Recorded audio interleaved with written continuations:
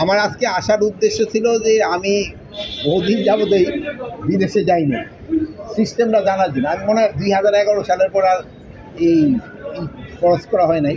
এই জন্য কীভাবে ইমিগ্রেশনটা হয়, কীভাবে হয়, যেহেতু অনেক উন্নতি হয়েছে আগের থেকে, এগুলি একটু দেখার জন্য আসা হচ্ছে। তা আমি দেখে গেলাম এটা আগের থেকে অনেক উন্নতি হয়েছে এবং এই যে উন্নতির ধারাটা যেন অব্যাহত থাকে, এটি আসার উদ্দেশ্য। এই পরিস্থিতির জন্য যারা দায়ী, এই জন্য কিন্তু আমি কয়েকজন আপনারা জানেন যে কী করা হয়েছে, সাসপেন্ড করা হয়েছে, কাউরে অ্যাটাচ করা হয়েছে এবং একটা ইনকোয়ারি কমিটি করা হয়েছে। ইনকোয়ারি কমিটিতে মনে হয় 3 দিন কার্য দিবসের ভিতরে তাদের রিপোর্টটা সাবমিট করতে বলা হয়েছে এবং ওই রিপোর্ট সাবমিট করার পরেই যারা এটার জন্য দোষী তাদের এগেস্টে আইনানুগ ব্যবস্থা নেওয়া হবে। বান্ডেল থাকলে প্রতি সেনমানিতে টাকা বাঁচবে।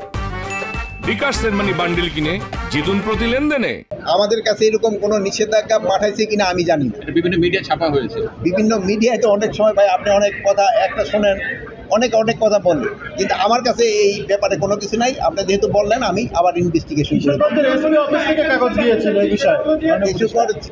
এসপি অফিস থেকে যদি স্বরাষ্ট্র মন্ত্রণালয়ে কোনো কাগজ পাঠাইছে আমার জানা নাই।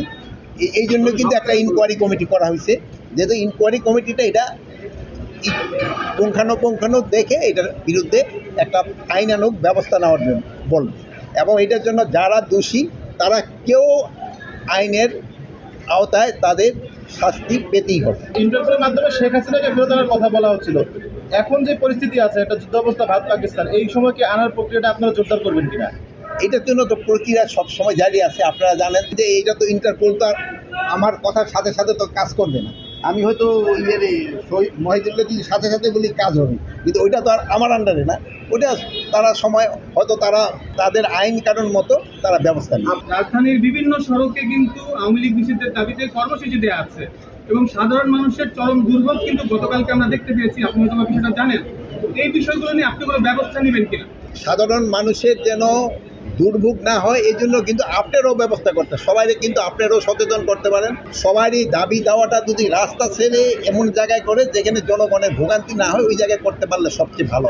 এই ব্যাপারে সবচেয়ে বেশি আপনারা আমাদের সাহায্য করতে পারেন। আপনারা যদি জনগণকে সচেতন করেন এবং যারা তাদের দাবি দেওয়াগুলি আমি অযৌক্তিক কারণে বলবো না, তাদের যদি যৌক্তিক দাবি থাকে প্রপার জায়গায় করলে সবচেয়ে ভালো।